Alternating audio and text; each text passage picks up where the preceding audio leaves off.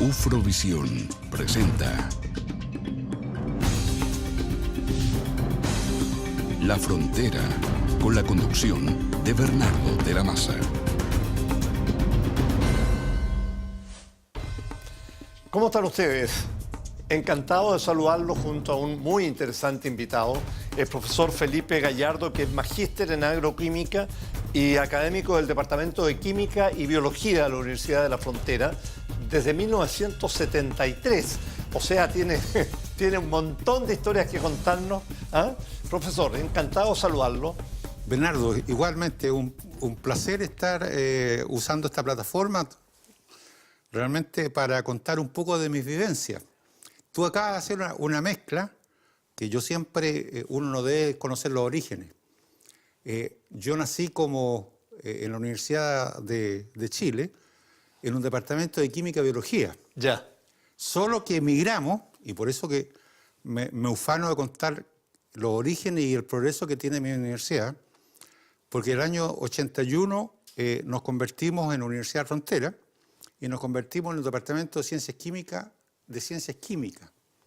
y después, con el transcurso del tiempo, es Ciencias Químicas, Recursos Naturales. Ya. Hemos ido ampliando el espectro. Bueno, y también nos hemos ido separando de otras unidades. ¿Y cómo eran los estudios en 1973? Me imagino que has vivido muchas experiencias particulares. Siempre digo que tengo 100 años de experiencia. Un poco menos en edad, pero en experiencia Ya. tengo muchas vivencias riquísimas y siempre uno les transmite como académico a sus estudiantes. Yo les digo, lo importante es que ganar experiencias para que se le abra la mente, la cabeza.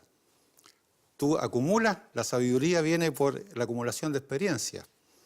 Y en aquellos tiempos era una universidad pequeña, pueblerina podríamos decir, Sí, muy poco académicos, muy pocos estudiantes, pero voy a hacer una comparación un poco dura, con mucha conciencia de estudio.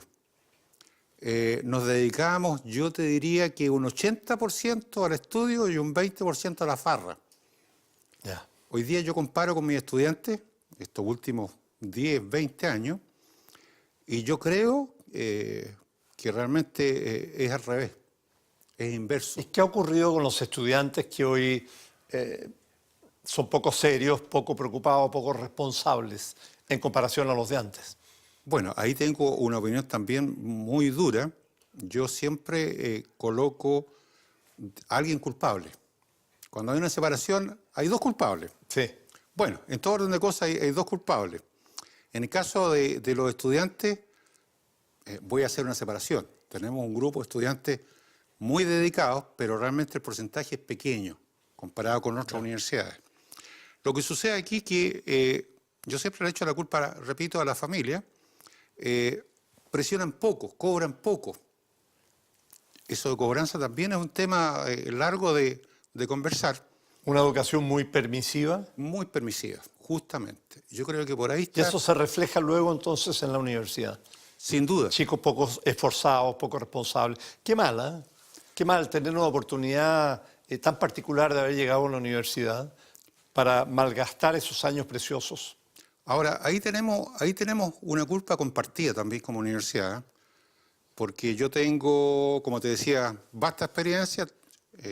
Conozco el caso, para no hacerlo tan personal, de jóvenes estudiando en otras universidades, donde visitan a su familia 1 o 2 veces al año. El resto, feriados, lo voy a colocar el caso específico de mi hijo, que estudió en la Santa María. Él venía a su casa, a Temuco, 2 veces al año. Los feriados, los fines de semana, todo era estudio. Ya. Tengo un nieto que pasa exactamente lo mismo. En cambio, los nuestros, bueno, estábamos hablando recién también de Charles Darwin sobre el medio ambiente. Los estudiantes nuestros, la mayoría son de fuera de Temuco, de otras comunas. Entonces, el fin de semana, obviamente que llegan, se van a sus casas. Y en la casa está la mamá con la sopaipilla, A regalonearlo. está regaloneando. En vez de fomentarle el estudio y la responsabilidad. Y la Qué mal, mochila ¿eh? con las tareas y con todas las cosas que se las llevaron, vuelven el lunes tal cual. Entonces, repito, la familia, muy pocas veces nosotros tenemos papás preocupados de cómo va el rendimiento académico de los estudiantes. Nos encontramos con sorpresas que de repente el niño está en segundo año supuestamente en la universidad y el papá se da cuenta cuando va a pedir cuentas a la dirección del departamento de carrera que el muchacho fue expulsado el primer año. Entonces, hay un desgaste de energía y un desgaste de plata que tiene que ver con el poco apriete de la familia hacia el estudiante. Es decir, poco compromiso.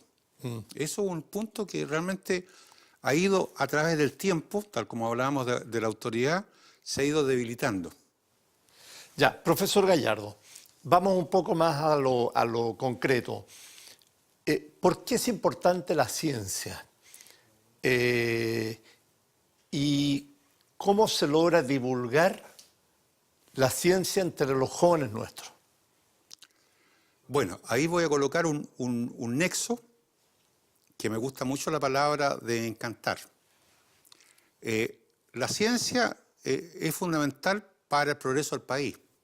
Tiene que ver con la educación, tiene que ver con un ciudadano bien informado, opinante.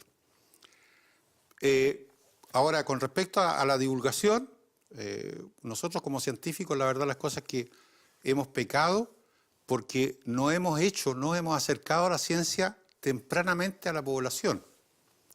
A través del proyecto Explora que yo dirijo, nosotros tenemos distintas actividades de tal manera de que los estudiantes desde educación parvularia en adelante se puedan acercar tempranamente a los científicos y al mundo universitario. Este programa Explora, que es bastante conocido, ¿los lleva a ustedes a las comunidades, a las ciudades lejanas, a los niños? ¿O es solo vinculado más bien a una élite estudiantil acá en Temuco? No, es absolutamente transversal, Bernardo. Tiene que ver desde el niño de educación parvularia hasta el señor de 99 años, en toda la región de la Araucanía. Por eso te decía, fuera de cámara, que para mí, como líder de este proyecto, es un tremendo desafío, porque nos permite mostrar la ciencia en una forma amigable. No, eso significa conquistar no solamente al joven, también al profesor que enseña, porque el profesor que enseña es el que tiene es el nexo entre los estudiantes y los desafíos que se plantea ese estudiante. Ese profesor de rural, ustedes lo capacitan, lo preparan, lo incitan a que encante a estos chicos con la ciencia. Correcto, hacemos capacitaciones, hacemos talleres durante prácticamente todo el año, de tal forma de que ellos son el puente hacia los estudiantes. Un profesor, ahora realmente también es otro punto digno de análisis, los profesores también yo diría que son lobos esteparios, voy a colocarlo de una forma bien dramática, con respecto a la pasión por enseñar. Voy a volver para mostrar mi antigüedad, a mostrar de lo que significaba un profesor apasionado con lo que enseñaba 50, 70 años atrás. Hoy día el profesor está muy preocupado del entorno, tiene que ver con la situación que vivimos en el país o digamos en el mundo, no hablemos solamente del país. Entonces, muchas veces no tiene la dedicación ni la pasión para enseñar. Entonces, hace su pega. Y en educación no es hacer la pega, es encantar. Tiene que ser alguien que realmente conquista. Conversábamos recién, a mí me conquistó un profesor de química con el sistema periódico. ¿Dónde fue eso? En la secundaria, cuando yo estaba en cuarto año, en mi tiempo era humanidades. ¿Aquí en Temuco? En Temuco. Estudié la básica y la media. ¿Y cómo logró conquistarte en un área tan compleja? Seguramente apretó el botón cierto. El botón cierto. ¿Con la tabla periódica? El botón cierto, me acuerdo perfectamente, me estoy remontando hace 100 años atrás para no sacar el número. Me conquistó porque estaba preguntando sobre los estados de oxidación de los grupos 1 y 2. Es la imagen que tengo en este instante. Y me saqué un 7. Con ese 7 yo creo que fue la zanahoria para el conejo. Entonces, y de ahí está el desafío de mantener notas. Y después, bueno, cuando llegué a la universidad, opté por una carrera que se llamaba en aquellos tiempos laboratorista químico, que tenía que ver con química. Ya. Era una carrera multifacética. Nosotros en la universidad, en aquellos tiempos, Universidad de Chile. Yo estudié en la época del 70, 68, 69, 70. Era química, pero era química aplicada. De hecho, hasta el día de hoy tenemos un profesor excelente que también nos mantuvo a varios académicos que hoy día están en el top de la universidad.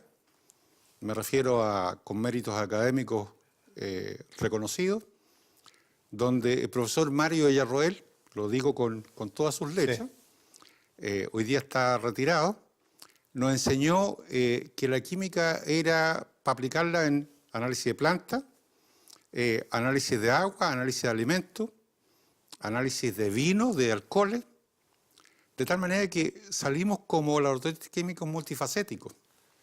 Y de hecho hoy día, después de 60 años para seguir redondeando, nuestras especialidades han derivado hacia eso. Colegas, yo por ejemplo trabajo en la parte de nutrición vegetal de plantas. Tengo otras colegas que trabajan en el área de suelo, en el área de agua. Son las herencias.